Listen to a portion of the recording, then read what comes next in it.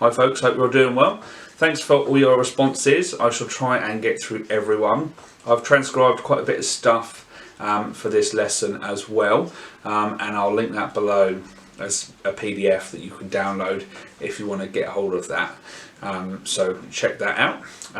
I'll try and put in some timestamps too in the description so that you can skip to the section you're most interested in, or if you want to refer back to anything at any point.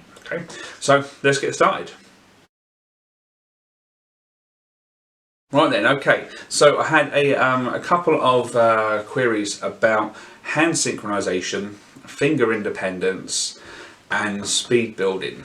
So I'm going to kind of bundle these all in and talk a little bit about kind of technique for left hand, and I guess a bit for right hand as well. We'll talk about getting the two working together.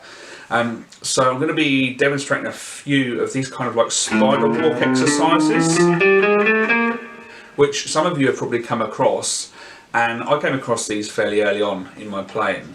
But I actually came to realise a few years ago that I really didn't maximise these when I had the chance to really get it into my deep learning early on in my playing. So if you're still quite early on in your playing and you've come across these spider walk things and have maybe dismissed them or have just tried to burn through it like as fast as you can, slow down a little bit with these, and you can actually get a whole lot from them. So firstly, what is the spider walk? Okay, it's say taking one finger per fret and walking across the strings. Okay, all in one position like this. And you come across these in magazines and websites and stuff for like speed building. So it's like, oh, if you want to alternate pick fast, then get really good at doing these spider walks. And they are a great tool for doing that. But actually they can be used for a whole lot more. So let's really dive into these. If we start, say, on the E string, okay, let's line our fingers up, 1, 2, 3, 4. So it's 5, 6, 7, 8 in terms of your frets, fingers, 1, 2, 3, 4. Okay, now have a look at my hand when I'm doing that. Have a look at the angle in these fingers. They're all curved at these finger joints. Okay, the fingers aren't flappy like this, okay, they're not bent in at that last joint. Also, I'm trying to keep my hand quite square, quite parallel under the neck. I'm not turned over here and the pinky isn't reaching across and coming on like with the flat of it. It's not, okay? If your hand's over here and your pinky looks like this, like it's coming over straight, then this is a problem in your technique, okay, and it needs correcting. And you might have been playing for years and not realise this, but it will benefit you a great deal if you can get this hand position sorted. It will really help train up these fingers to work a lot better for you. So get the hand straight. Also, my thumb's like not over the top, okay? Look how tiny my fingers become if my thumb's over the top like this. If I drop that thumb down, suddenly my fingers are a lot longer in front of the neck. Okay? Right, so this is your general position. Try and get each finger into the sweet spot, so just behind the fret. Okay? And now, this is going to be the hard bit. What we're going to do is move each finger across to the next string, but you can only move one finger at a time, and the other fingers have to stay put. Okay? These now stay put. This one moves. Okay, now the third finger, now the pinky. And you're going to try and walk across the neck. Now this part is not about speed. This is just about gaining control of those fingers and getting that finger independence. Having particularly those weaker fingers, like your ring finger, the pinky, having them move when you want them to move. Okay, now that's difficult to do, okay, when you first come to it. And if you find that your fingers are coming off as you try and do it, then make sure you're doing it real slow. It's not about speed. Eventually you'll be able to play through this a bit quicker, but just take your time. Okay, if you made it all the way to the E string over here, now it gets even harder. Okay, now we're going to go back the other way. This is where this arch, this curve in the fingers, is really super important, because if they're not arched up right, as you move each finger down now, it won't ring out clear because it'll be getting caught underneath your fingers, okay, on your podgy fingers. Okay? So try and get them arched up and move back down this way. Okay, now that is a really good one for your finger independence, so work with that. Like I said, don't worry about the speed on this part, just get control of those fingers, get that hand position straightened up. Once you've worked with that for a couple of months, you'll find that this hand position really does start to correct itself and your fingers will start to stay in closer to the strings, okay? If you keep that kind of in the front of your mind as you're playing and work that exercise for a few minutes a day. Okay, so another use of this spider walk then is for trying to get your hand synchronization. So again, you want to start with this slow, and we're going to be working in semiquavers or 16th notes, so 4 notes to the beat. So 1 E and a 2 E and a 3 E and a 4 E and a. And if you haven't thus far, getting a good handle on some basic rhythm, being able to count a beat and being able to feel subdivision, okay, that's going to benefit your playing massively, and it's actually going to help with your synchronization as well. If you can think about and really internalize the rhythms you're trying to play, then that's going to send better signals to your hands and your fingers for them to work together. So firstly, let's take our spider walk, and now without worrying about only moving one finger at a time, even though that's kind of what we're doing, we're going to try and walk back across and try and do this with a metronome, okay? So you know, get a beat going, find a speed where you can pick through that, and keep it clean. Get a nice clear note in each direction, okay?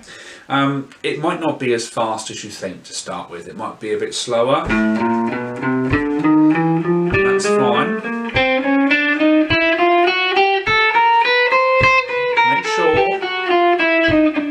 Each finger, as hard as I speak and do it, make sure each finger is going to that sweet spot, okay? And with your picking hand, try and only move this pick through the string, okay? If you've got big wide motions, it's going to be much harder to control your picking and to speed things up. Also, in general, with picking, this hand and your arm wants to be touching the face of the guitar. This hand really ought to be making contact.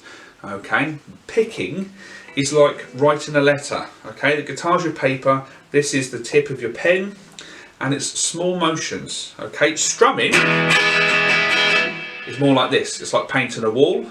Okay, picking is writing a letter. So small motions, keep grounded, work your way across.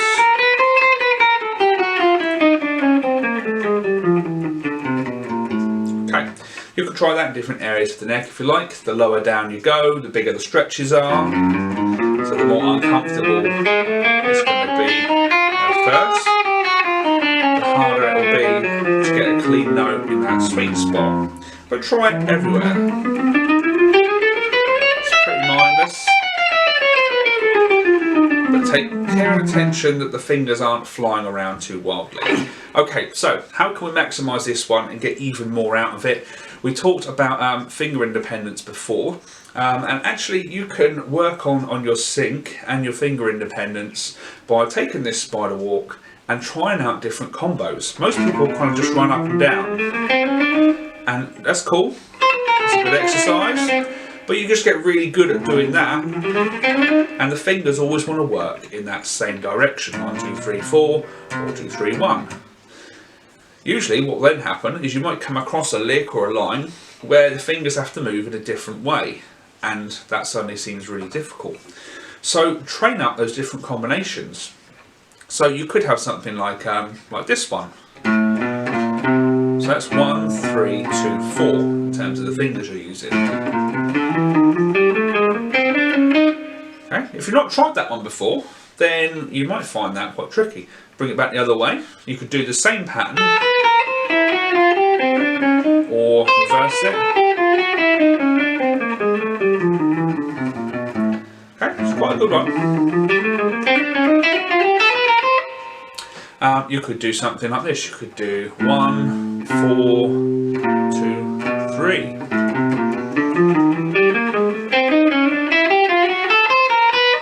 Okay, again you could reverse that. So what would that be? That'd be 3, 2, 4, 1. All these different finger combinations, you could sit with a pen and paper and you could just work them out. Okay, 1, 2, 3, 4, 1, 3, 2, 4, 1, 4, 2, 3. You could sit and work them all out and try them. Okay, they're really good for taming up those fingers. Okay, so do that all across the neck. Do it with as many of those finger patterns as you can. You could focus on particular finger groups as well. The weakest one is usually fingers 3 and 4. So how about this? Or this is quite a good one. So that's just 1, 4, 3, 4.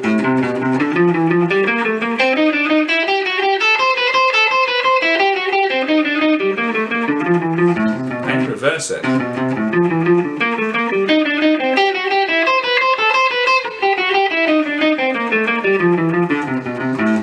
Great for just working those fingers there, specific groupings. Okay, so you can do all of that stuff with your spider walk.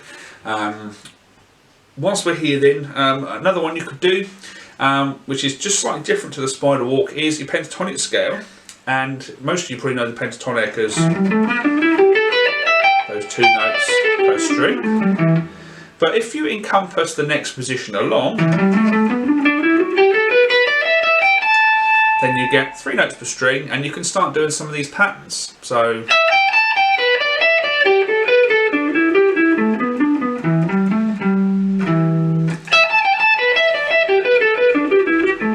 a bit more stretchy, you might want to do them further up the neck. That's a little something to explore as well. That's going to be particularly useful if you want to get into some of that kind of Van Halen, Paul Gilbert-y type shredding where they're doing much wider stretches. And personally, I struggle with that stuff because I feel like I've got little hands, so big stretches are difficult.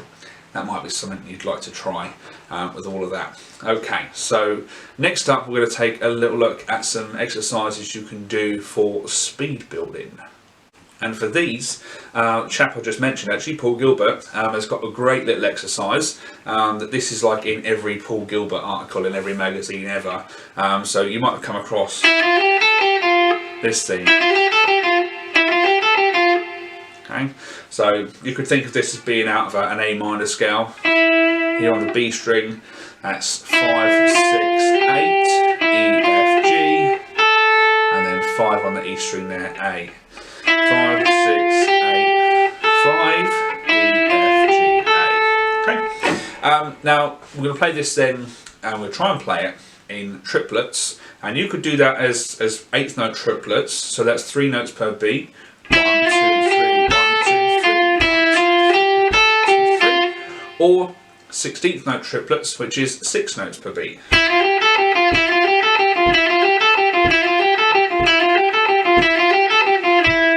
That's where I'm going to show you how to do this today. So, alternate pick your way through it for starters. Okay, so down, up, down, up, down, up. Okay, now this is what I call like a cell. It's like a little cell, a little musical cell. And these are great for speed building because your hand just gets to do kind of one pattern. You're working that synchronization between the two.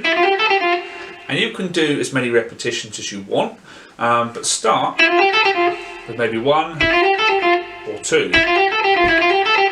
Okay, just a couple, and get them clean, get them working well.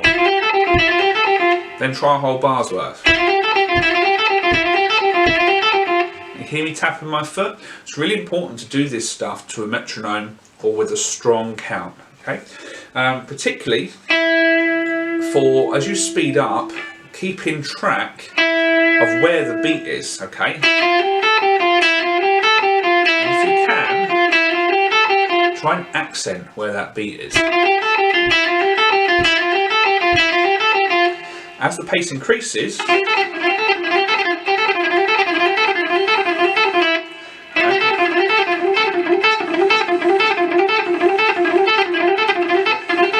okay, look, it's going to get much harder to process that information in your brain.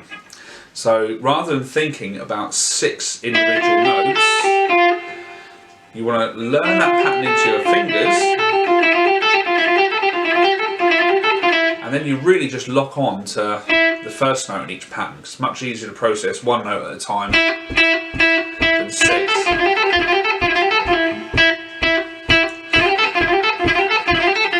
Okay, really try and latch on to that 1 note there. Okay, so again, to maximise this, there's some more stuff you can do with it. Whereas most of the magazines with old Paul Gilbert show you maybe this pattern, just like this.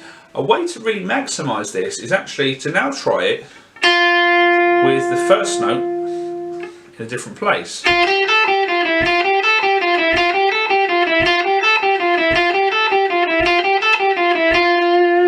Okay, that really kind of plays with your expectations of what you're kind of hearing, and where you feel that pulse. Then try it with the accent here. I find this one the most difficult one, I think. See?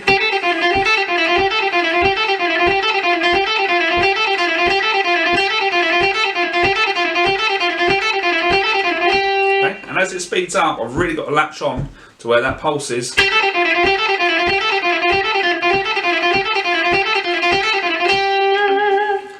And then over here. It's another classic kind of Paul Gilbert line. Bit easier to feel the pulse on that one, because you've got a nice strong downstroke on that single note over here. Okay, so those are some great little cells for kind of building the speed stuff up. Good for working that alternate picking. And once you've got that cell down, really you then want to try and move that around. So not just along those same strings, but try it out on different strings. So if you know, like say, a 3 note per string scale, let's say the major scale, right?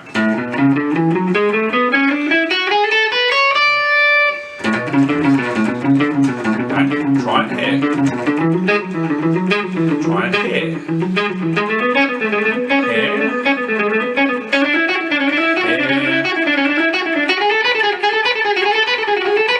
Here.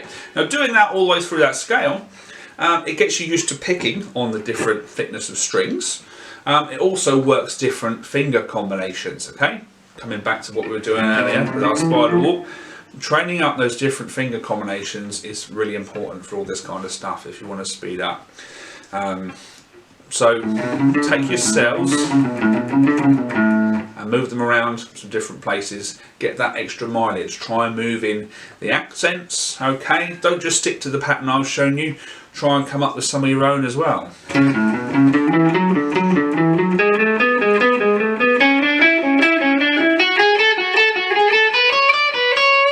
Okay, it could be anything you like.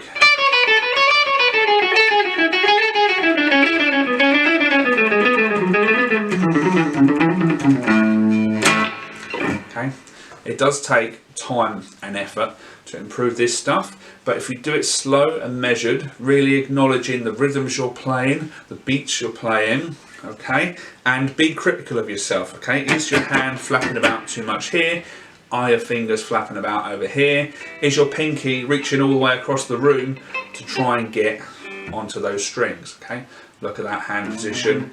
Look at how far those fingers are traveling and flapping around. All that stuff is going to make a big difference with getting a good synchronization, good finger independence, and building up that speed for you, okay? So have some fun with that. Okay, had a couple of questions about chord changing and changing into bar chords, sort of staying against the fret, that type of thing. So let's talk a little bit about chords. Usually, I think the first chords people learn are open chords. Some people call them cowboy chords. Okay, so these guys down here. And I've deliberately picked these four: G, E minor, C, D. Okay, probably recognise that from a whole bunch of songs. A really good set of chords to know. So firstly, improving your chord changes. One thing you can try and do is look for common notes. So from G to E minor, this note here, this B note, what my first finger's playing, it's actually present in both chords. Now I have to shuffle the finger sideways slightly to fit the middle finger underneath it, but it doesn't actually have to come away from the guitar. Okay, if you're lifting up all your fingers and then coming back down, naturally try not to do that. Try and get this finger to just slide back into place, have the second finger come and join it. Now at E minor to C, it's this note here, okay, the E note, second fret on the D string. Between E minor and C, that note stays the same. That finger doesn't need to move, so don't move it. Move the other fingers around it. Okay. Now going from C to D. Now here, there aren't any fingers that stay the same. There would be if you went over to D7. Your first finger could stay the same, but we're going to go for just regular D. Now, most people don't realise this until they really look closely at these chords, but although C and D seem like they're quite far away from each other, what these two fingers are doing is the exact same thing, just moved down, or up, depending which way you're going. Okay, so third finger's at the third fret, second finger's at the second fret. They're both on adjacent strings, making this little kind of diagonal. It's the same there as it is at the top of your D chord. Okay. So one thing people do when they first start doing chords is they do this. They do 1, 2, 3, 1, 2, 3, 1, 2, 3, and put all the fingers down one at a time. Don't want to do that. To improve your chord changes, what you want to do is try and teach this hand to recycle shapes that it's already making and try to come down all as one. Okay, so my fingers are dropping all at the same time there, and not 1, 2, 3, 1, 2, 3. Now it's always going to be slower. It's always going to take more time to do 3 motions rather than 1 motion. So how can you train up your hand to do those kind of things? Well, one thing you can try is take a chord, let's say this C chord, okay, because I know it's a little bit more challenging for beginners. Let's take the C, and what we're going to do is we're going to lift your fingers. Now when you lift your fingers, they might fly off out over here. We're going to try and work that out of your hand. So keep the fingers close, lift them off just a small way, okay, just a few mil. Lift them off and try and hold that chord shape in the air and drop them all back down to where they were as one. Okay, so don't put them back 1, 2, 3, do them all at the same time. Strum, lift, strum to check it's gone back down again. You can strum the open strings in the middle if you like. You're looking on all these chords, the fingers to drop as one. Okay, so do that with all the chords you know. Start training that hand to break out of the 3-step motion and just into one solid motion where they all drop. Other things you can do to improve your chord changes is look at individual changes. So do chord pairs. If you're finding, let's say C and D, if you're finding that particular change is a difficult one, if you know it's difficult, then you know there's a problem. So focus in on that change. Get a metronome going and just start here. Just start slow, playing whole notes or semi-breathes. Okay, 1 strum per bar on beat 1. That way, once you're strummed, you've got time to move. Okay, and then move back again. The better you get at that change, the longer you'll be able to hold down the chord into the bar. Also, the more you'll be able to strum in the bar. Okay, so let's bring the strumming up. 1, 2, 3, 4. So now we're at half notes or minims. 1, 2, 3, 4. Now you've got less time between each chord. Let's go up again. Quarter notes or crotchets. Now there's even less time between the chords.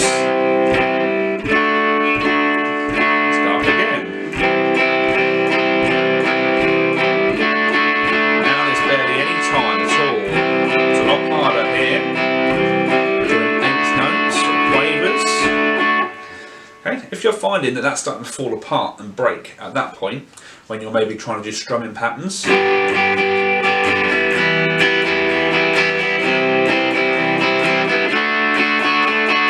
And this next tip might be a lifesaver. So as speed increases and as you strum more of those subdivisions in the bar, you'll find that it does get harder to change, and everyone finds this no matter how long they've been playing. If you're playing really, really fast, you're going to struggle to play right at that last point in the bar. 1, 2, and 3, and 4, and 1, 2, 3, and 4, and there's going to be a speed cap on how quickly you can do that. So if you've got this strumming pattern, say like 1, 2, and 3, and 4, and 1, 2, and 3, and 4, and what you're going to try and do is buy back the time to move your chord. Okay, so if you were doing this, if you're doing quarter notes, 1, 2, 3,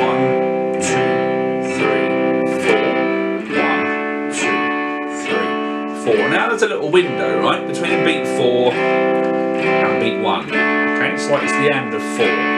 So like 1 and 2 and 3 and 4 and 1 and 2 and 3 and 4 and it's on the end of 4 that your hand's moving.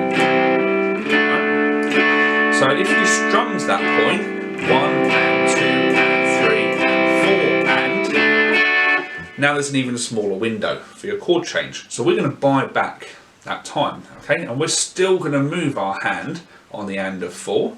We're still going to strum on the end of 4. And what's going to happen is you're just going to strum the open strings. You're going to go 1 and 2 and 3 and 4 and. Okay, that's it. Now it doesn't sound great on its own like this. 1 and 2 and 3 and 4 and. Because as we know, the open strings on the guitar don't sound great. But in motion, from one place to the next, as a little bounce between the chords, it actually sounds really good.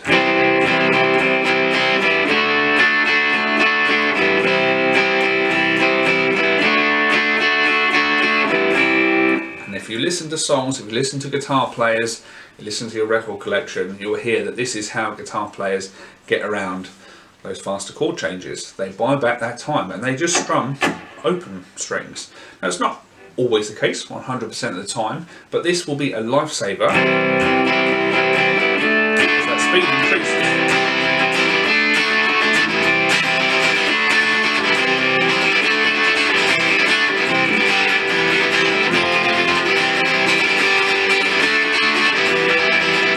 Okay, you can play at ridiculous speeds and get to any chord, any of these open chords at least, while using that open string hop. Okay, so remember that on the end of 4, 1, 2 and 3 and 4 and 1. You move the left hand, but you keep strumming. Okay, that should make a real big difference. It might seem a little awkward at first to get coordinated. You might have to sync that up between the two hands, but it'll be worth sticking it out with. So moving on to the bar chords, let's take that same chord sequence we had, the G, E minor, C, D, and now we'll put it in bar chords.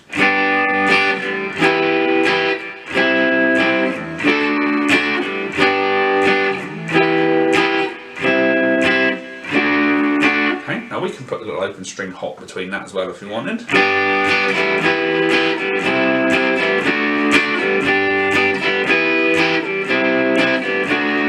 Doesn't matter if you're further up the neck.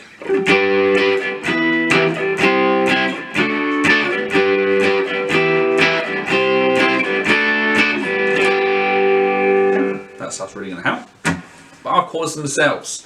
Now I know that these could be a bit of a bugger, so let's take a bit of a closer look at them. Right then, so let's take this G chord here. Now you may first come across this as F 2 frets below, but doing it here as G, the frets are ever so slightly closer together. It's not quite as painful maybe as it is down there next to the nut.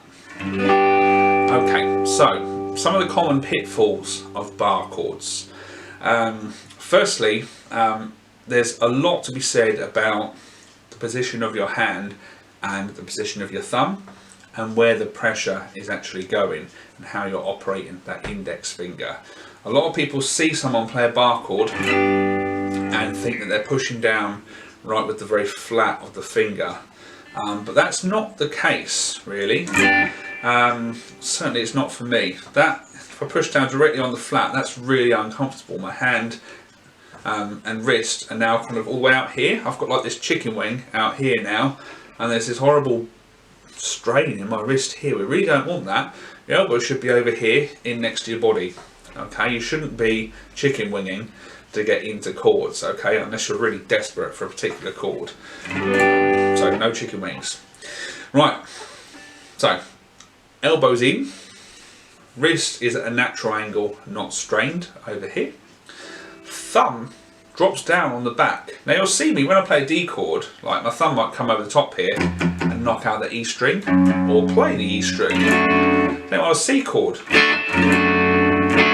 tune's kind of a bit wonky, might play C chord and perhaps have that knocked out there. Okay, but on a bar chord, watch this thumb disappear. There it is. Okay, so now it's behind the neck. Okay, it's on the back of the, well, so in the middle on the back. Okay, right on the kind of apex of the curve on the back. So it's coming in to sort of here. I'll get that so you can see it. There we go, right about there. Okay. On the index finger. Okay, it's not like over the top of the index finger. If your thumb's up here, then what happens is it gets much harder to actually get the rest of this organised. Okay, this really doesn't work for getting the fingers sorted. If you drop that thumb, you can get into a much better position to clasp, sort of between the index finger and the thumb. And I said it's not straight on the flat of the index, it's actually kind of more on the outside of that index. That's where the pressure's being directed. It might look like it's quite flat on, but actually I'm driving it home on the edge of that finger there. Okay, the thumb and the edge of that finger are pinching. And another thing I see often with bar chords is the hand coming actually slightly too far forward. Okay, because you feel like you have to come forward to drive these fingers over. That's often corrected by getting your thumb sorted on the back. But if you're finding that you've got this, you've got like these 4 strings, but it's starting to lose it down here, pull that back in. Okay, you're letting that hand, you're letting that finger escape from those higher strings. Just pull it back in. Okay, this finger only really has to get pressure to the E string, the B string, and the other E string. Okay, so make sure the pressure is going there. Okay, pull it back in at the bottom if it's getting away from you. These other fingers should be arched up nicely, none of that bendy, flappy finger malarkey. Okay, they need to arch up so everything can ring out clearly. And a lot of the same stuff can be said for any bar chord shape really. Make sure you've got that good thumb position. Make sure the bar is putting pressure where it needs to go. Make sure you're not doing chicken wings or putting awkward angles in the wrist. Okay, they are fairly strenuous bar chords, so you want to be as relaxed as possible when you're playing them. Okay. So I was playing G here, and basically almost this exact same shape I was playing over here for the E minor. Okay, if you think about everything you're doing there, drop it down 1 string, and that becomes a minor bar chord. This is major, this is minor. Shift it up to the 7th fret, and that's E minor. Okay, so to start with, this is quite a good change to do because it's the same finger configuration.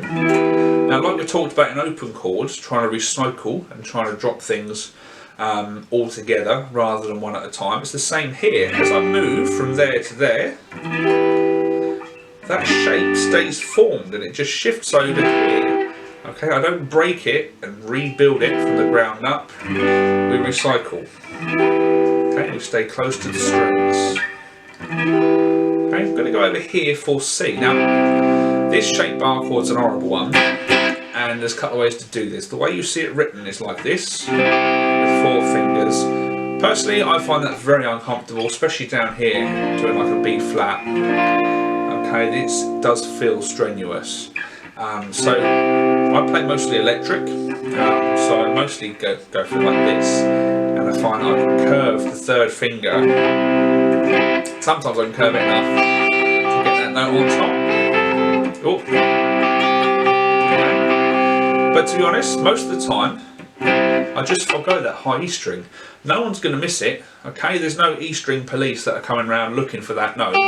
Okay? You get these 4 middle strings, that'll do the job. You can do that with your pinky as well. So I think about this major bar chord as really just being like a big power chord. It just adds in the major third.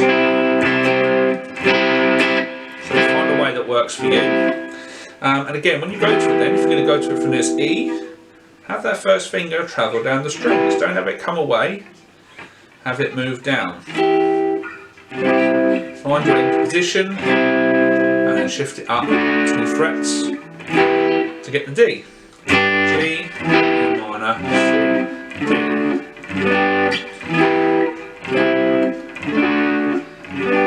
Okay, over here I did G, E minor, C, D.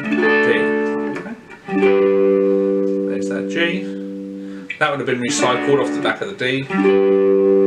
Going to the E here, E minor. And then I'm going to recycle all that, move it back, bring in the index finger. Okay. So for bar chords, you've really got to be smart with your movements and the pressure and the positions that you're using. Okay. With all chord work, need to be recycling hand positions, need to be training the fingers to start coming in together as one, rather than doing always this 1, 2, 3 build thing. Okay, it makes sense that one motion is going to be faster than 3. So there's a few exercises to try out with all that stuff. Hopefully that's helpful. Let's check out the next thing. Okay, so I was asked about the cage system and relating the scale shapes to triads and arpeggios.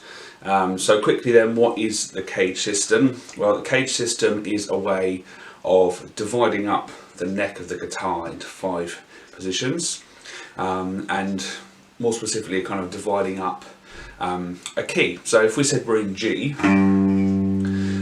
that would give us 5 major scale positions for G. So position 1 kind of lives here. You could start on the root. Position 2. Position 3. Position 4. And position 5. And within those shapes, those scale shapes, you can kind of extrapolate 5 chord shapes for your key as well. So we said G, right? So here's my G note, and that was my G scale in position 1. Within that scale, or within that scale shape, you can find this G chord. Okay, so this is what we call the E shape chord. Okay, called E shape because of this bit here in front of that bar. Okay, it's the same as an E shape down here in the open position. Okay? So position 1 follows the E shape, position 2 follows the D, 3 the C, 4 the A, and 5, it's a horrible bugger to play, it's the G. Right? Most people don't play that because it's insane. So you tend to play like half of it, or better still, get yourself a capo on and then just play a G chord in front of it. Okay. So it's really useful, this system, because it kind of gives you landmarks all across the fretboard. It not only gives you places to play your scale, but it helps you kind of see how you can reuse those chord shapes, the C, A, G, E, D shapes, and find the notes for them all across the neck. So linking that to like the triads and arpeggios, rather than go all across the neck and just kind of look at G, which we could do, you know, we could do like the G arpeggio here, then we could pick it out over here,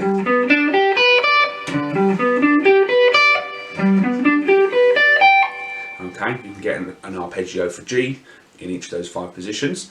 I'm going to give you this exercise to try out. So this is all going to stay within position 1, and what we're going to do is make use of all the available notes here in position 1. So even though it's kind of position 1 scale, and you normally would kind of learn it maybe starting from the root, we're actually going to start here from this F sharp note. So in relation to G, that's the major 7th note, and the number 1 chord in the key of G major is either a G major chord or a G major 7 chord. So it's not really a big deal starting on the major 7th. You don't always have to start on the root, especially if we're trying to use this scale melodically and create solos and licks and things out of it.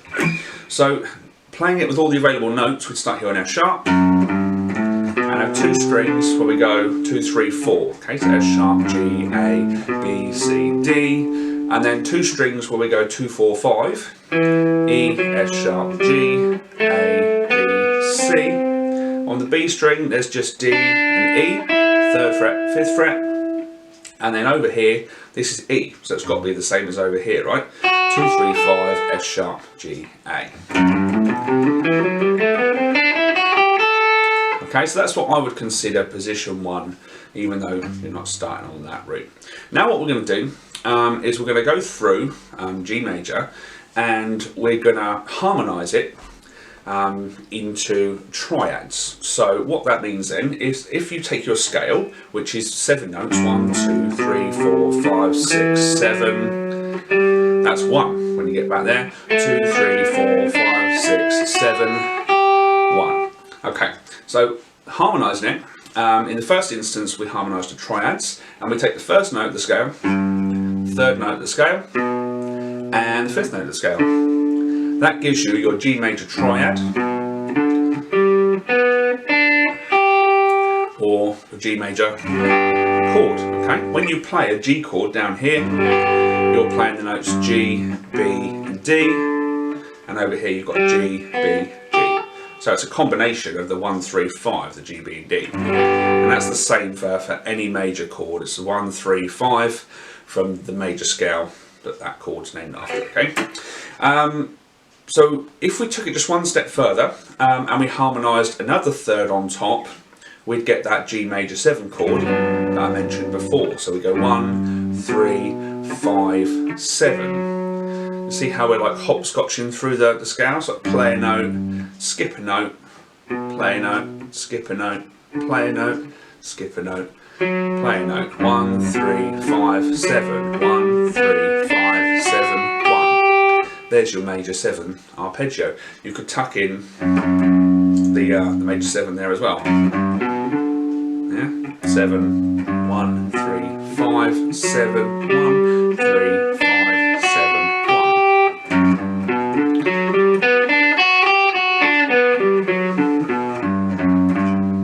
1. Okay.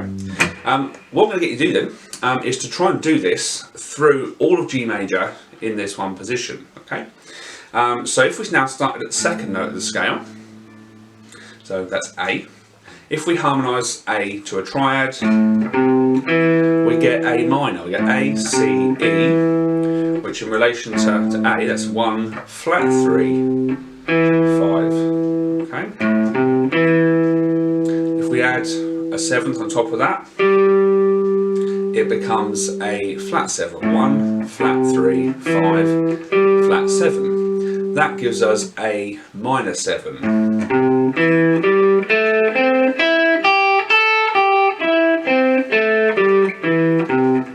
And again, using all those available notes, no reason why we can't start that on the flat 7.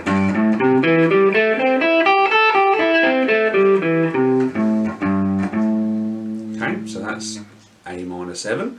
Starting at the 3rd note of the scale, we get B, D, F sharp. That's another 1, flat 3, 5. So it's B minor. That's the chord. Going to a 7th, we get this A note. So again, we get B minor 7th. Okay, so you've got G major 7 so far, A minor 7th, and then B minor 7th. Okay, so your arpeggio for this, if we were to use all the available notes, we'd have the F sharp here, that's your 5. flat 7, 1, flat 3, 5, flat 7, 1, flat 3, 5, flat 7.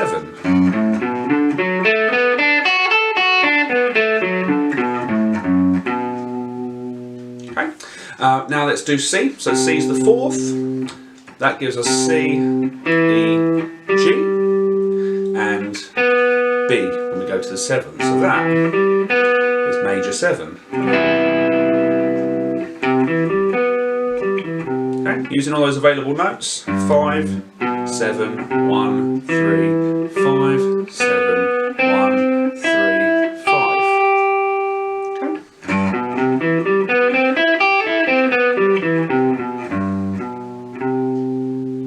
From the 5th, we've got D, D major, 7th note here, it's not major 7th, it's a flat 7th. So this one's unique in the key. We've got a major triad with a flat 7th, so that's D7. Okay, we just call that D7 or D dominant 7th, you might hear it called. Okay, you might know it over here. Okay, that's D, F sharp, A, C.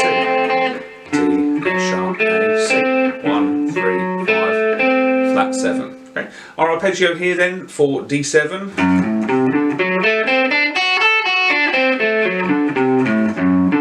That's 3, 5, flat 7, 1, 3, 5, flat 7, 1, 3, 5.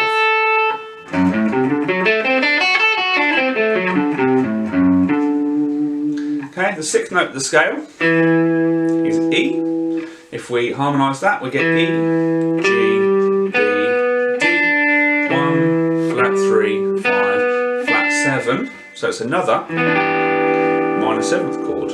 Okay, so there's 3 of these in the key.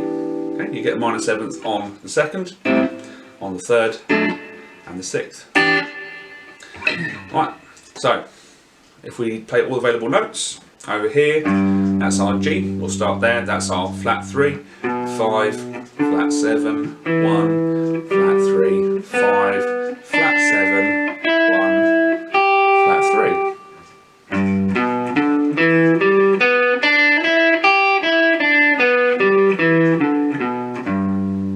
Okay. Last one, it's another unique one, okay, starting on the 7th note of the scale. If we harmonise that out to a 7th, we get 1, flat 3, flat 5, flat 7. So we call this a minor 7 flat 5. Some people call it a half diminished. I tend to call it minor 7 flat 5. It's just how I do it. Okay, so minor 7 flat 5. 1, flat 3, flat 5, flat 7, 1, flat 3, flat 5, flat 7, 1, flat 3.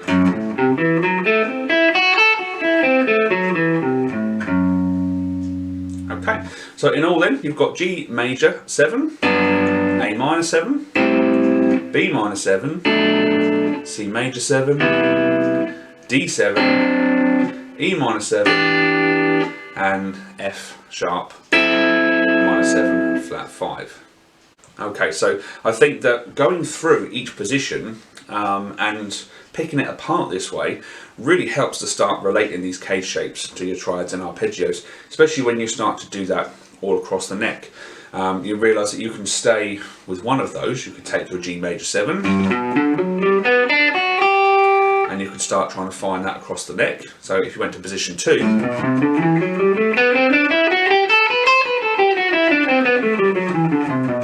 okay, and went for G major 7, 3, 5, 7, 1, 3, 5, 7, 1. Okay? Awkward one. You find with some of these you do start spilling across into neighbouring shapes. It's not a perfect system, but it does help you identify where those notes are. So over here you could start on the 3rd again.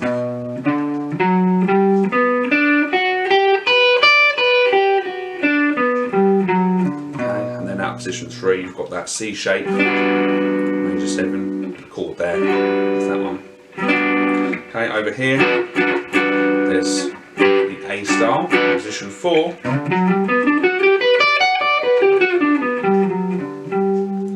And then over here, or the G shape one.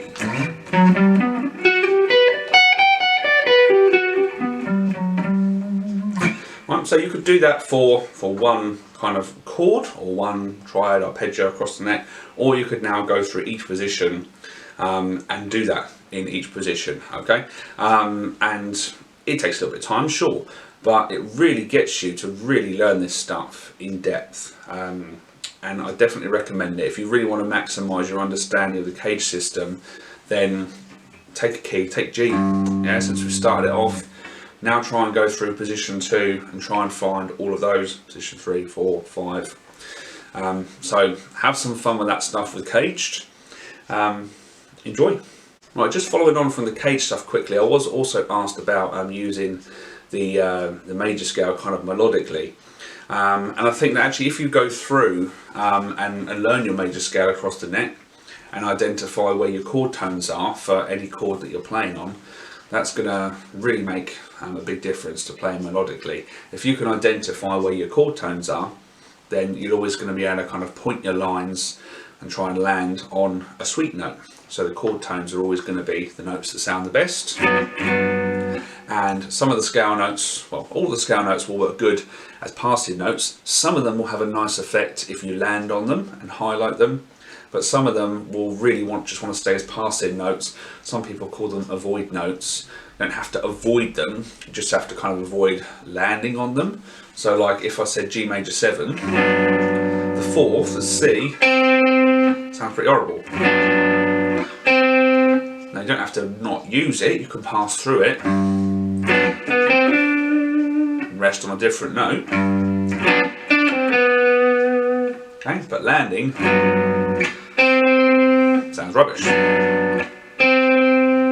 Okay, so take a chord sequence, take a simple one like G, E minor, C, D. Maybe just try and play through that to start with your arpeggios.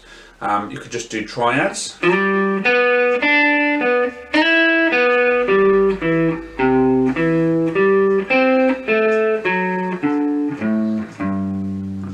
To really kind of hone where in your mind and where those notes are, and then when you're playing, you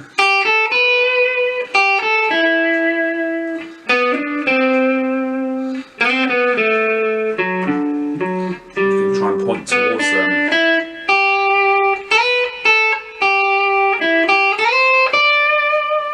Okay, try and use those notes because they're always going to be the sweetest ones. Other thing to do is learn melodies. And don't just learn them parrot fashion, analyse them. You know, pick out a simple melody and think, okay, well, why does this one work? Why does that note sound good? How does it relate to the chord? A little theory can really go a long way in broadening your horizons and making your playing sound a lot more connected to the chords that you're playing over. A lot of guitarists sometimes just jump to scales and start burning up and down scales and wonder why it just sounds like a scale. And really, lead stuff, soloing stuff, has got to be grounded in the harmony, okay? If you're just chugging on an E minor or an E power chord, yeah, sure, you can bash up and down E minor pentatonic or E minor scale or whatever, and that's going to be cool. But as soon as those chords start changing, it's nice to try and reflect that stuff, and you do that by having a good awareness of your fretboard and your intervals. So dig into that stuff, dig into the caged arpeggios and really start to nail where all those sweet notes are. Okay, so also kind of leading on from the cage sort of stuff, I was asked about sweep picking shapes. Now, I'm not a prolific sweeper, but I think that again with this stuff, a little theory can go a long way. If you know what notes make up a chord and where they live on the fretboard, then you can start to find shapes. And as you extend your chords, as you go to 7ths and 9ths and 11ths and 13ths, that opens up more possibilities for what you can do. So what I'll do is I'll just run you through a couple of kind of basic shapes. You know, you might know these ones already, but perhaps you haven't taken them across all the strings, and knowing where they live all the way across the strings might give you some more possibilities. So let's say good old E. Okay. So if we're going to do E major, and let's come a bit further up the neck, make this a little bit easier. So really just an E major triad. Okay, that's your 1, 3, 5, 1, 3, 5, 1, 3. E, G sharp, B. E, G sharp, B, E, G sharp. Okay, now you might have come across that as like a 3-string thing, or a 4-string, or 5 strings, or maybe you've hammered in from there. Maybe you've come all the way across. You can use that however you want, but just in that one shape you can see there's actually quite a bit of mileage. So again, that was the shape, or you could shift that note here if you like. Okay. Next position of this one then that you'll find a lot in sweeping is kind of based around the C shape. Okay, but I'm going to show you how to extend that down to here. So you'll start on the 3rd, 5th, and then pick up the C shape. Okay. Now again, it might be that you just want to pick out sections of that.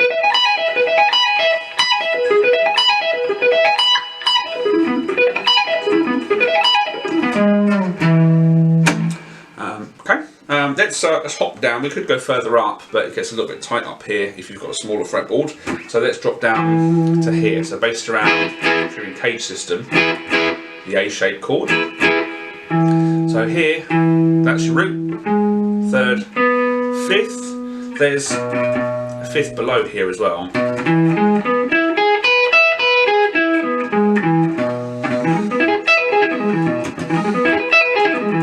Okay, again.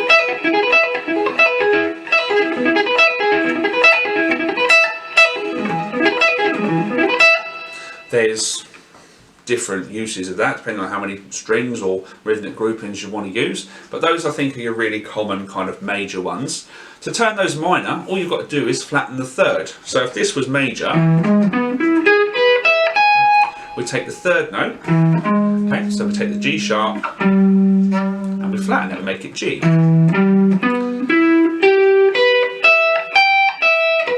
Oh!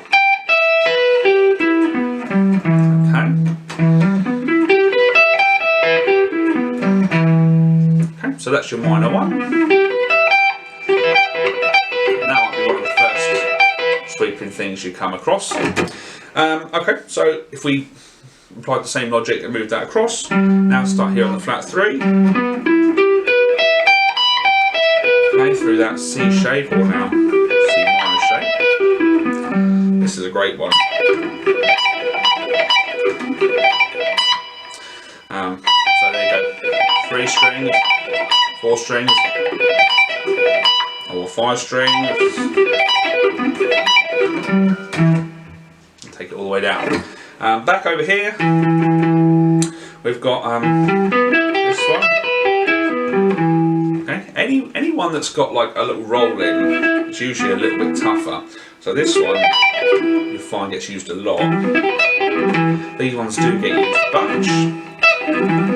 They're a little harder to master with that rolling stuff, especially a major one where you're like rolling 3 strings. Okay, so great little shape there. So those are your kind of 3 major, 3 minor, really common shapes that you might find. But what you can do is break those up, and I'm going to show you to break them up or I'll just go through the major ones because otherwise I'll be here all day. I'll go through major and I'll show you how you can break them up into string groupings. And this is something that you'll find the kind of really fancy sweep players, you know, your Gambales and guys like Marty Friedman will do this kind of thing as well, where they won't just sweep on like the top 3 strings. Okay, if you're just sweeping on the top 3, there's more to sweeping. You can go across any set of strings. So let's try this out. Let's go back to E major, and what we're going to do is we're going to go 1, 3, 5, 1. Okay. So that's kind of, if you're encaged, it's like start that G shape, but rather than play the root there, pick up over here. We can move down from there. Those rolls.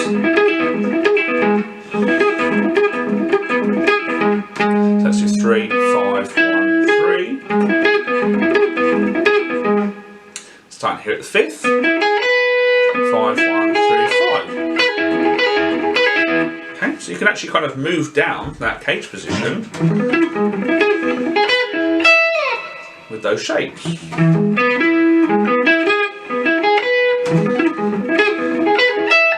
Okay, great when you then start to chain that up, moving around through chord changes as well. You can also do that over here. So if we start here on the 3rd,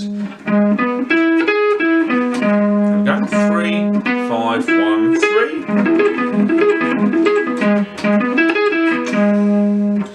5, 1, 3, 5,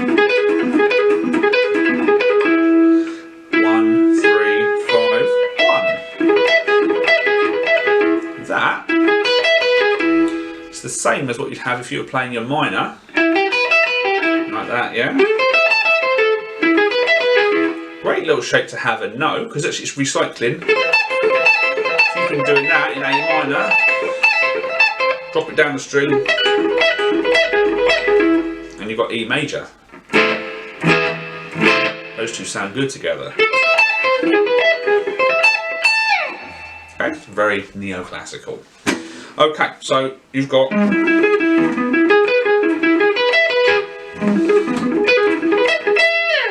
some other shapes you can work through there. Okay, I think a bird just flew into my window. There you go, you saw it here first. Okay, right, so with your sweeping then, I'm going to show you just a little bit more that you could do with these. And again, this is an instance of a little theory can go a long way. So this is something I mentioned before, Marty Friedman. This is something you'll find him doing, and a lot of those kind of like 80s shrapnel shredders, like your Greg Howes, those kind of guys, to kind of take the sweep picking and the shreddy stuff and just make it, I guess, a little bit more sophisticated harmonically. So rather than say you've got like an E minor chugging away, okay, so rather than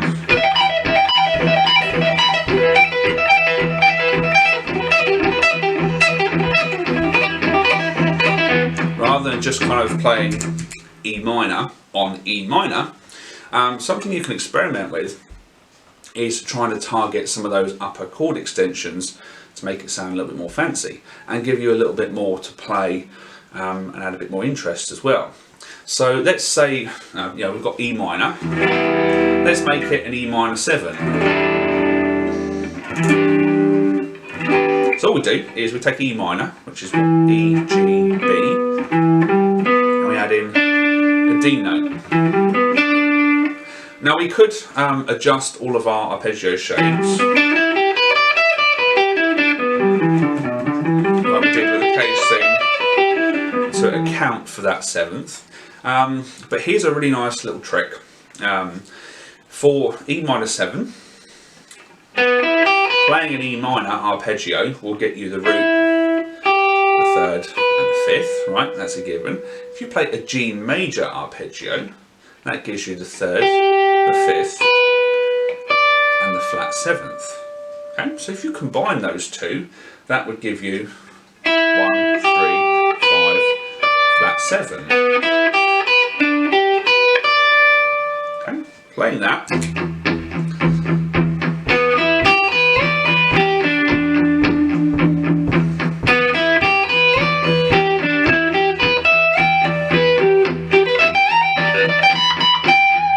Okay, have some fun with that.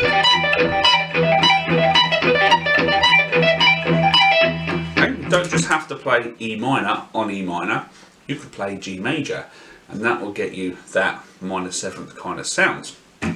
So here's a little line then that you could try out if you wanted to, that's going to encompass some of these extra shapes on other strings, and it's going to do E minor and G major to make that E minor 7 thing. We'll start here, so we go up, E minor, and then come down G major here, E minor, E minor. This is kind of E minor 7. Okay, that's the flat 7, 5, 3, 1, and then we'll go up G major and finish on the root here.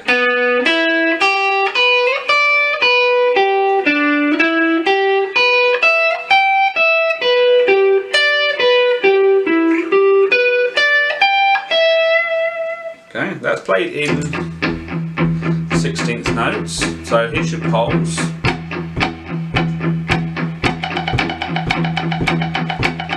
There's your 16th notes. You can do this any speed.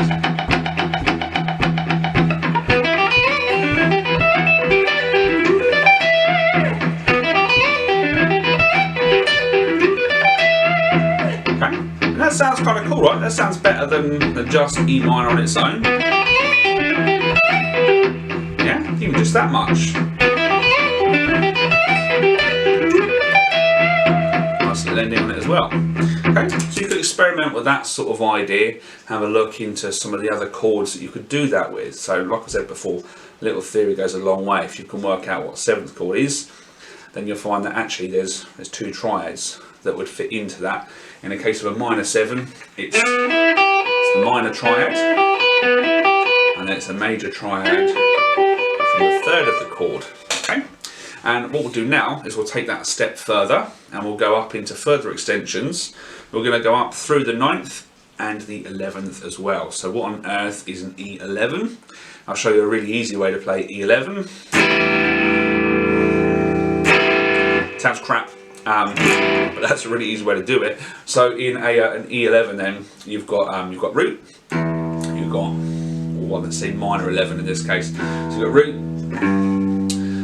flat 3rd, 5th, flat 7th, 9th, 11th. Okay, what on earth are 9 and 11 if the scale only has 7 notes in? They're what we call upper extensions. Okay, so because using the 2nd and 4th degrees of the scale usually are a bit clashy, because they're so low down. Like playing a root and a 2nd together doesn't sound very nice, but a root and a 9th, moving that 2nd note up an octave, it's a little bit sweeter on our ears. The same 4th, it's a bit smushy, but spreading it out across an octave, it's a little bit nicer. So this is a great way to use the other notes in the scale. You build up fancier chords. So let's try this out then. So all we're going to do is we're going to go E minor, and come down through it this time, and we'll go up through G major. Okay, so we've got to minor 7. Now we're going to go B minor. That brings in the F sharp note. So now we've got the 9th, the flat 7th, and the 5th. And then we're going to go one further and up a D. That's the 11th, flat 7th, 9th.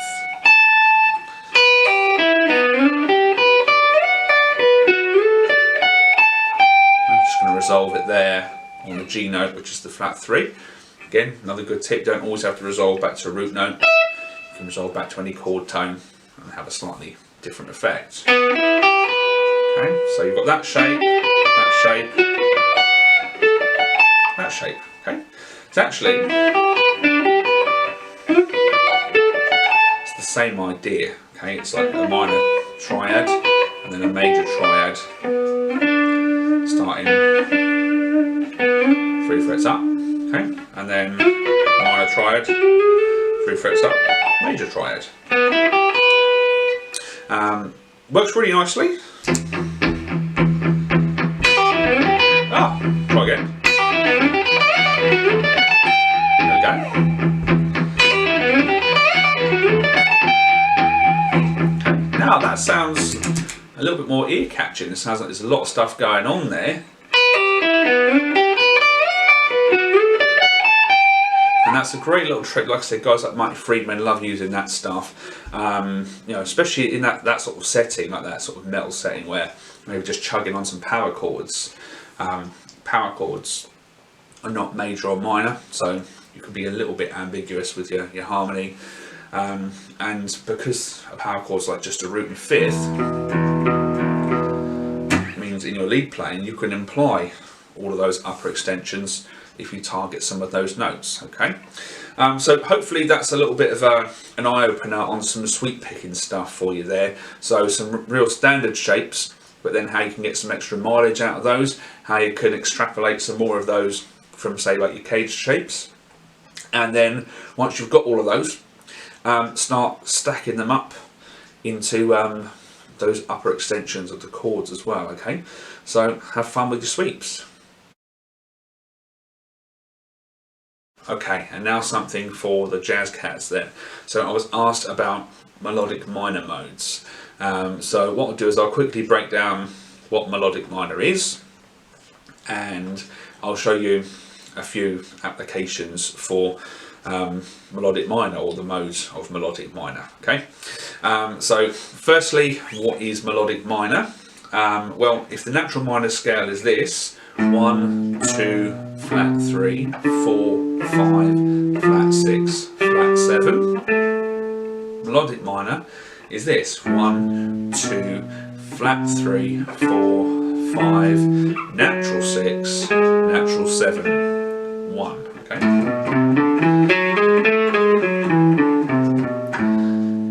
It's actually quite close to the major scale. The only real difference is having a flat 3. Here's major, and here's melodic minor.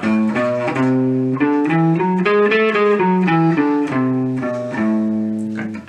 Right, so because this scale has a different set of intervals to major or minor, it throws up a different set of chords, a new set of harmony to play with.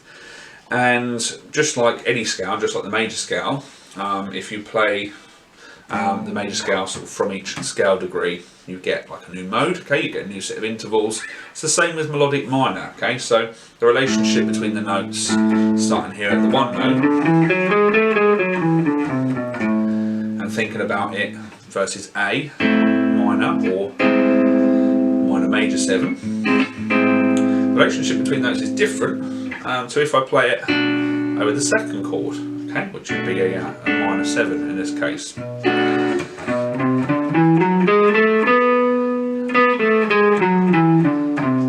Okay, it'd be different again if I played that over the third chord.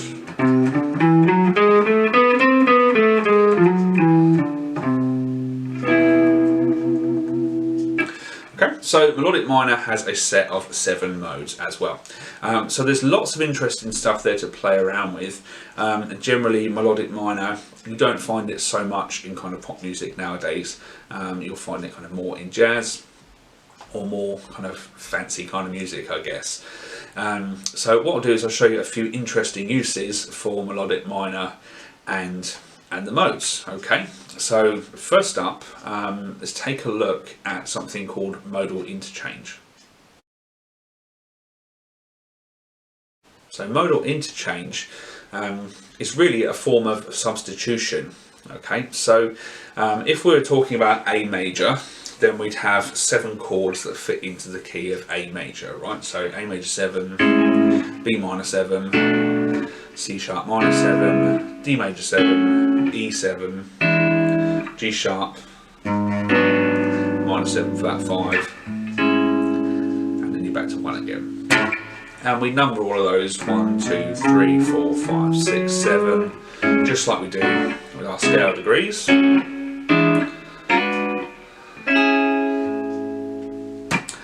Okay, so that is that's the chords that fit diatonically into A major, right?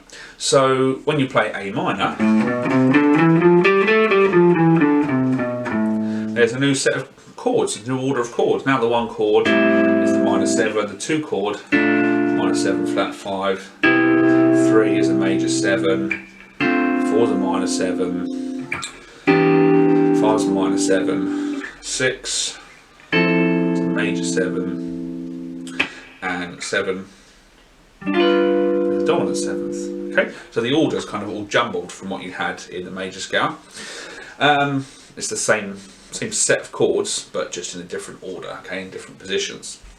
Melodic minor does the same thing, okay, there's a different set of chords as you work through. So like the 1 position is this minor major 7, which is really unique, that doesn't exist with a major scale harmony. The 2 is a minor 7.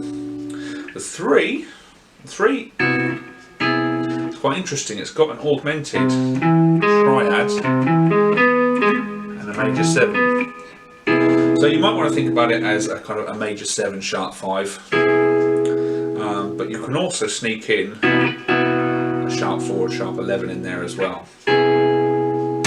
Okay, on the 4th degree you get a dominant 7th chord, and again you can make that sharp 11 too. Okay, or flat 5, whatever floats your boat. The 5 chord, dominant 7th, 6th chord, minor 7 flat 5, and the 7th chord, what have we got on the 7th chord? We've got 1, flat 3, flat 5, flat 7. 7 flat 5. Okay, so a really different set of chords here. So modal interchange is borrowing chords from, in the first instance, a parallel scale. So if I'm in A major, I can borrow from A minor, from A Dorian, A Lydian, okay, A melodic minor.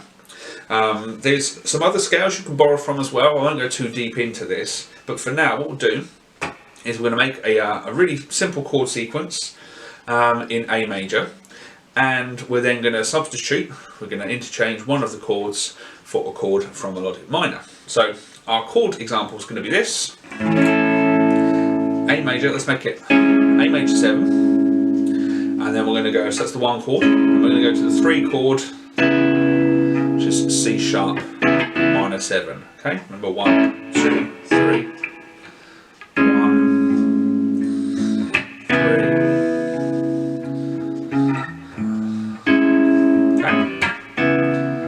a nice little vamp. So I might have that and think, okay, I'll put a little melody over that.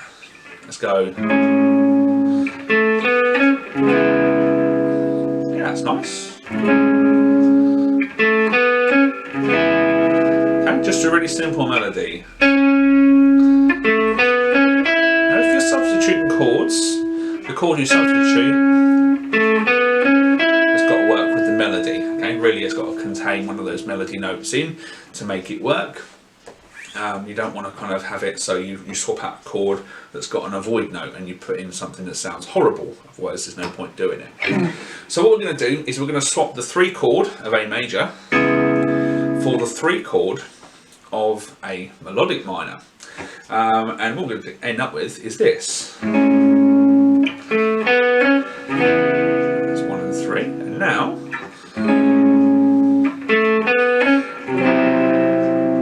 that sounds quite fancy, right?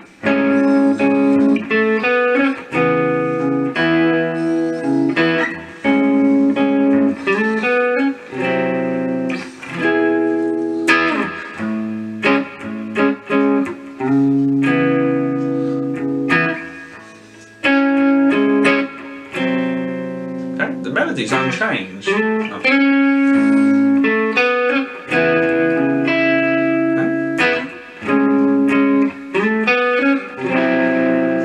Doesn't clash with that melody note because it's part of the chord. So I've swapped the C minor 7, C C sharp minor 7 for a C major 7 sharp 11. Okay, remember we could have the sharp 5 in there as well. Okay, could be that, or it could be.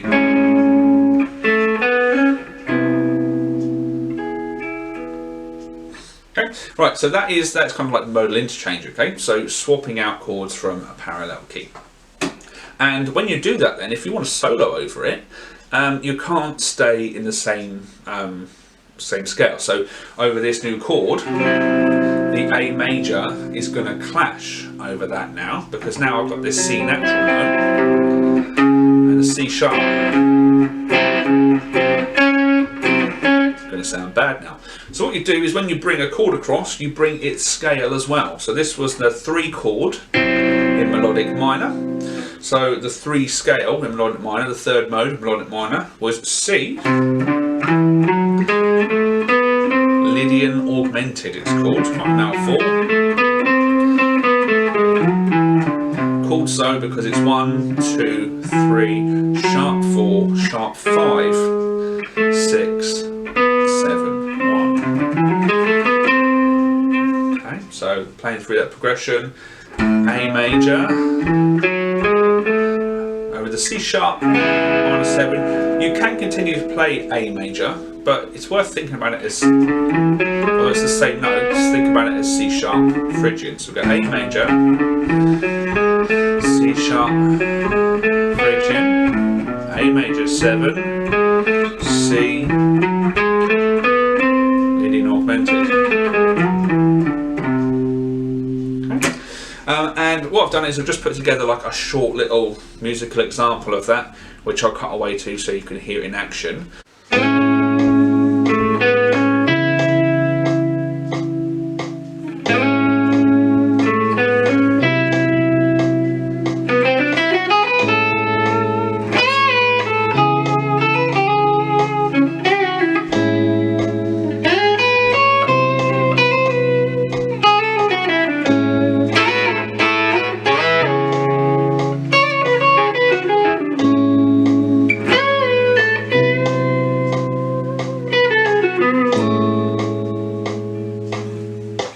So have a little fun with modal interchange.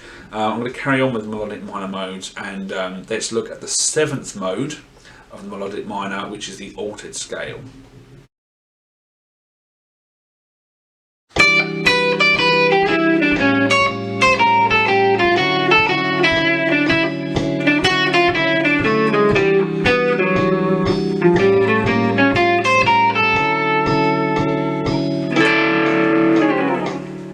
The altered scale, or superlucrian, as it's sometimes called.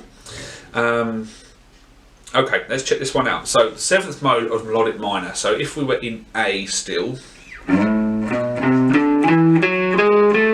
on the 7th degree of the scale, okay, that gives you this: 1, flat 2.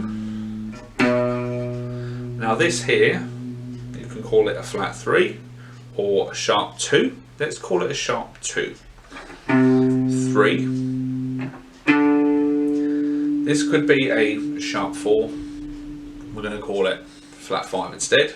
Sharp 5. And then over here we've got our dominant 7th, our flat 7th.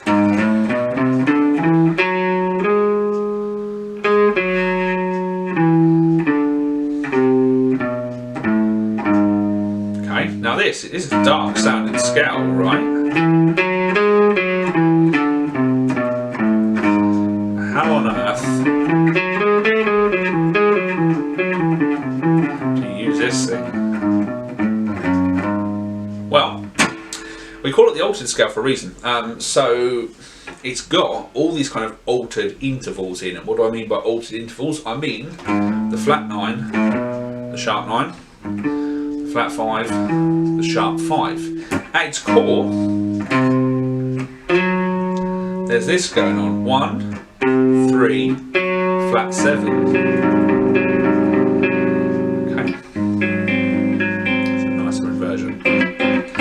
Okay, Okay, so it's got this kind of shell voicing for a dominant 7th chord in. So you're going to find this a lot in jazz stuff, particularly in, like, you know, 2-5-1s, that sort of thing. So what we're going to do, let's move it out of G sharp. Let's go into a slightly more friendly key. Let's say we're in the key of D major. Okay.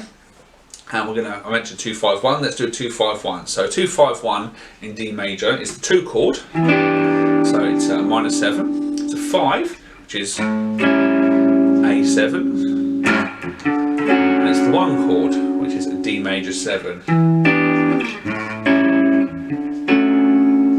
Okay, right, 2, 5, 1.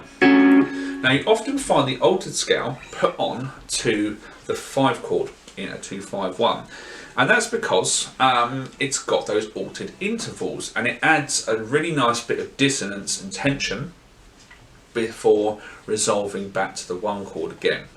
So rather than just a straight kind of E minor 7 chord, okay, which would have the Dorian scale on, E minor Dorian, and then A Mixolydian and D major.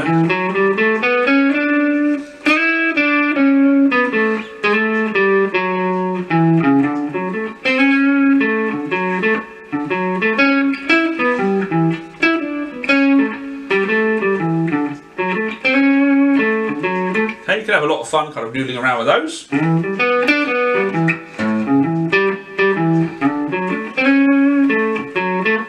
Okay, that's kind of just really nice and clean and diatonic.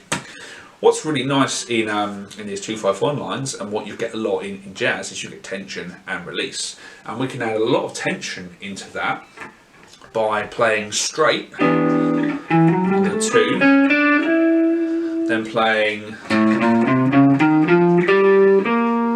altered, and then coming back and resolving that tension on the 1.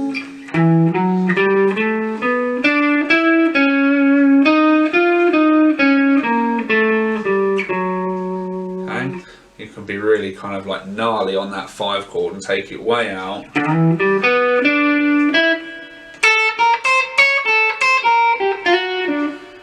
And then resolve back nicely on your 1. Okay, so what I've done is I've arranged for you just a couple of these 2-5-1 lines that involve a bit of this altered scale. Okay, so you've got this.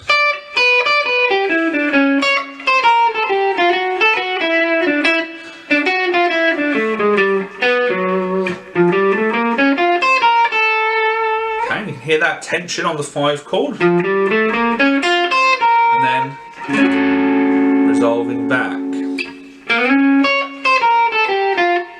Okay, you get those flat 5s, sharp 5s, flat 9s, sharp 9s. Okay, so it's a really common place to use that on the 5 in a 2-5-1.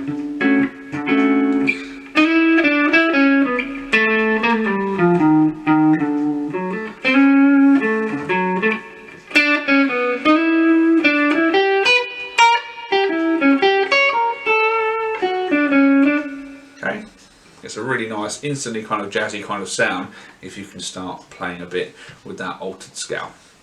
Okay, so what we're going to do is we'll go on and we'll look at just another idea that's very similar to this, and depending on your perspective, you could think of this as still using the altered scale, super Locrian, or you could think about it as using the 4th mode of melodic minor, which is Lydian dominant. So let's check that out.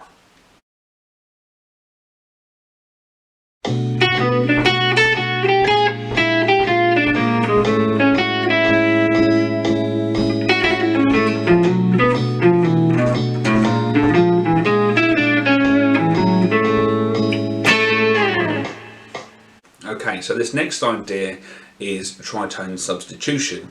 This is another really common thing that you find when you're talking about 2-5-1 lines. So the classic 2-5-1, the one we just used was 2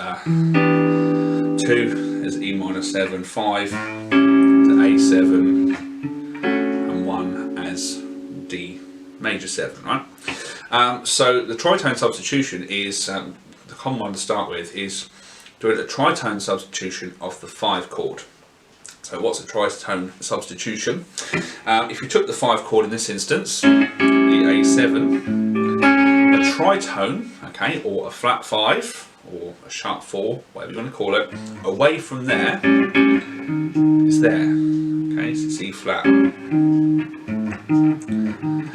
And the reason this works, and why this is really interesting, is that the guide tones, the 3rd and the 7th, are the same in both of those chords. So in A, the 3 and the flat 7, okay, are here, C sharp and G.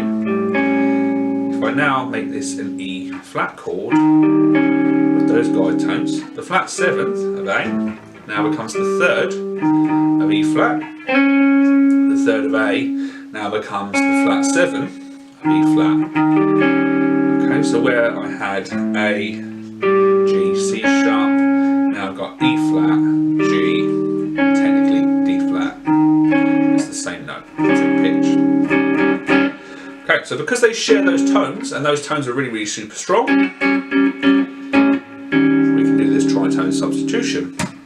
When we do that, like with any substitution, you have to kind of bring the right scale along to fit the chord. And what happens when we do that, if we were doing E minor, E flat 7, D major 7, we'd have our E Dorian, and now we'd have E flat, E flat Lydian dominant. 1, 2, 3, sharp 4, 5, 6, flat 7, 1.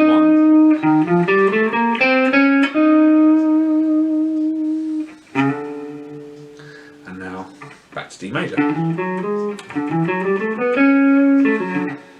Okay, right, so just to mix it up a little bit, make you think, we're going to jump keys and we're going to go here. Okay, we're going to have B minor 7, B flat 7, A major 7. Okay, so we're going to jump back to the key of A. Our 2 is B minor 7. Okay, our 5 should be E7, but we're going to tritone sub it. So a tritone from E is B flat. And again, the guide tone trick works here.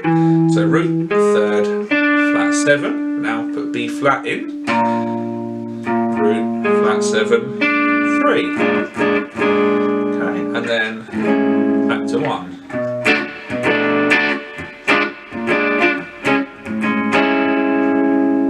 Okay, so now I've got B Dorian, and then I've got B flat, Lydian dominant, and A major. Okay, to solo over those chords with. Now, the reason I mentioned before that this could kind of be looked at as a perspective thing. So when we do this tritone sub, the B flat, everything about that B7 or B flat 7, and the notes that are in this B flat Lydian dominant, it's the same stuff that's in E altered.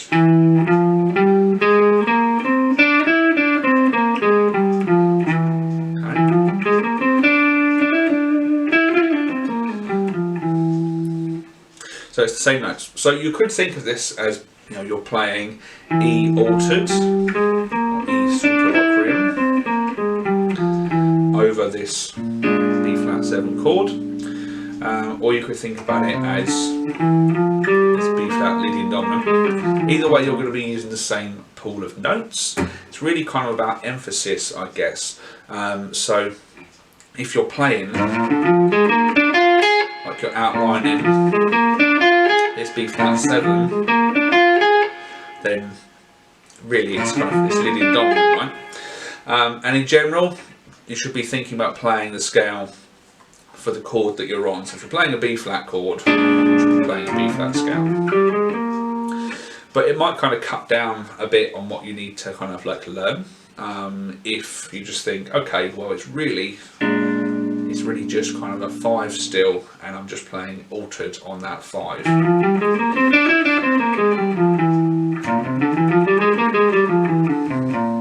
Same note, Paul. Okay, so again, what we've done is I've just done a couple of quick passes through 2-5-1, and I've put a couple of licks together that just kind of use that stuff.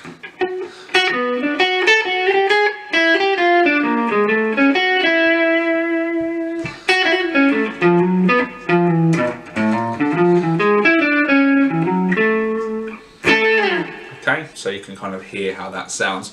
Sounds quite similar, to be honest, to using the altered scale, because it kind of still is.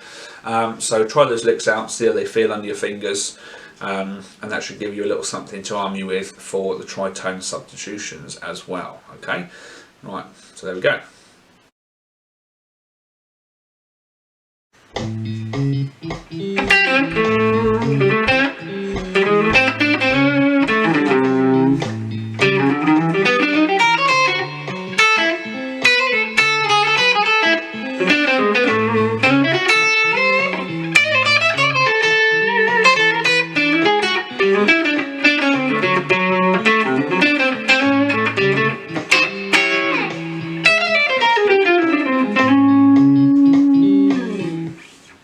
Okay, and just leading on from the melodic minor stuff, I was also asked about some kind of like blues licks ideas.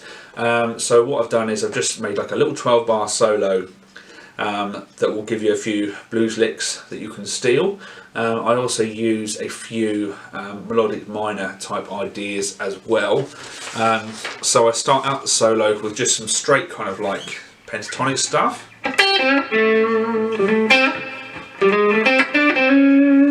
Okay, there, filling in chromatically, mixing major and minor sounds, which is just standard fare for blues. Okay,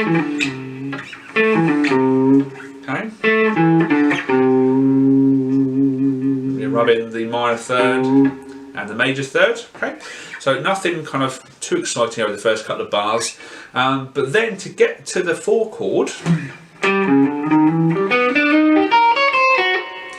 Okay, I've put together this little line,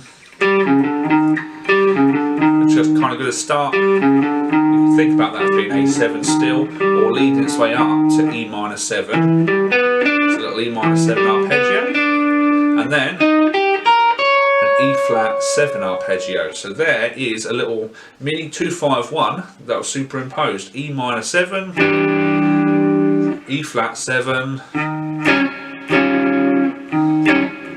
Extensions you want to put on it.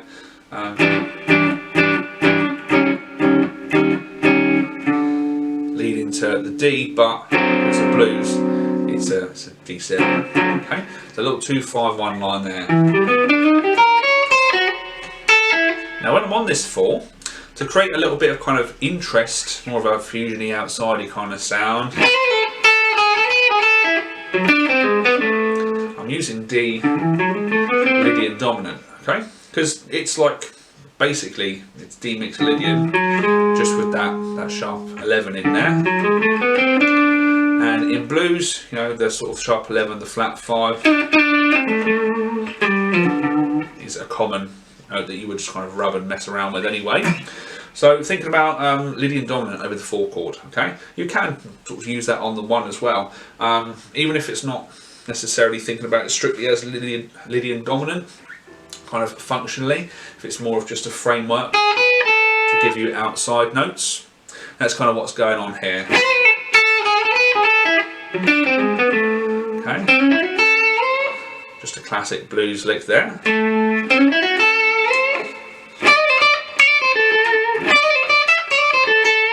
Quite like this thing, bit blues scale. Okay, mixing major and minor. And then little kind of enclosure idea, leading up to the E7. This is using E dominant pentatonic.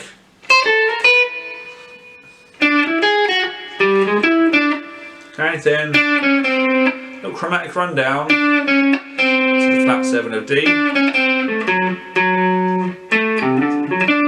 Again, this is really kind of like dominant pentatonic. I'm sort of thinking about for the D7.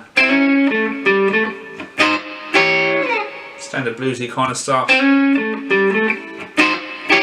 then on the end. Okay, that's E altered scale. To make it really outside and really hip sounding before pulling it back in and resolving it. Okay, so a few kind of little bluesy ideas for you to try that use some of the things we've talked about across this lesson as well.